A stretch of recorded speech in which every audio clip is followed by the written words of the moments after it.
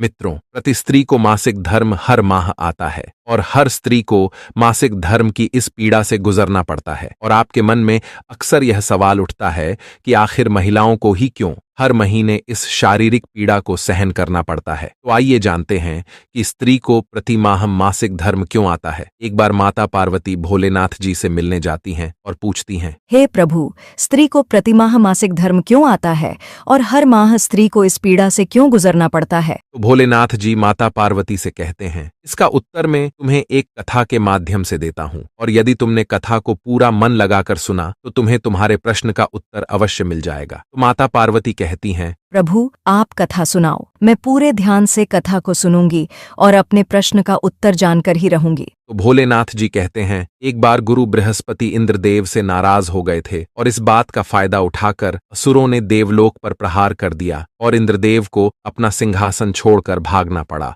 और असुरों से खुद को बचाते हुए इंद्रदेव सृष्टि के रचनाकार ब्रह्मा जी के पास पहुंच गए। ब्रह्मा जी को सारी बात बताई। तो ब्रह्मा जी को जब यह पता चला कि देवलोक पर असुरों ने कब्जा कर लिया है तो ब्रह्मा जी ने इंद्रदेव से कहा, यदि तुम्हें देवलोक वापस पाना है तो इसके लिए तुम्हें एक ब्रह्मज्ञानी की सेवा करनी होगी। यदि वे प्रसन्न हो गए तो तुम्हें देवलोक वापस मिल जाएगा। ब्रह्मा जी कहने पर इंद्रदेव एक ब्रह्मज्ञानी की सेवा करने लगे, लेकिन इंद्रदेव को ये नहीं पता था कि वे जिस ब्रह्मज्ञानी की सेवा कर रहे हैं उसकी माता असुर हैं, जिसके कारण उस ज्ञानी को असुरों से अधिक लगाव था और असुरों से लगाव होने के कारण वह ज्ञानी इंद्रदेव की सारी हवन सामग्री देवताओं के बजाय असुरों को अर्पित कर देता था। जब इंद्रदेव को इस बात का पता लगा तो उन्होंने क्रोध में आकर उस ज्ञानी की हत्या कर दी और भगवान विष्णु ने ब्रह्म हत्या जैसे पाप की सजा से बचने के लिए इंद्रदेव से कहा कि हे इंद्रदेव, इस पाप से बचने के लिए आपको पेड़, भूमि, जल और स्त्री में अपना थोड़ा थोड़ा पाप बांटना होगा और सभी को एक एक वरदान भी देना होगा। और भगवान विष्णु के कहे अनुसार इंद्रदेव ने सबसे पहले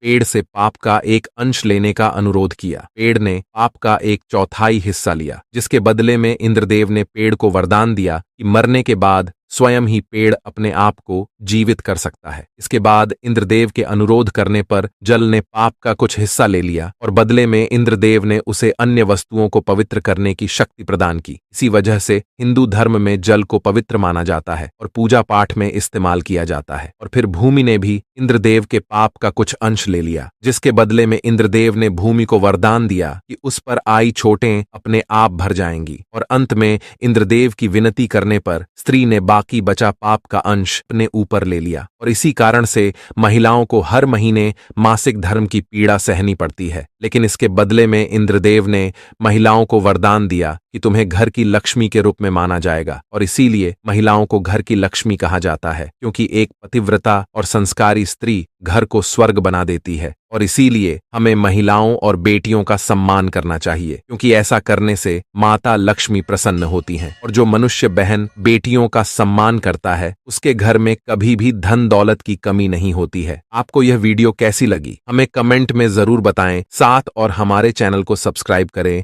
और बेल आइकन को प्रेस कर लें।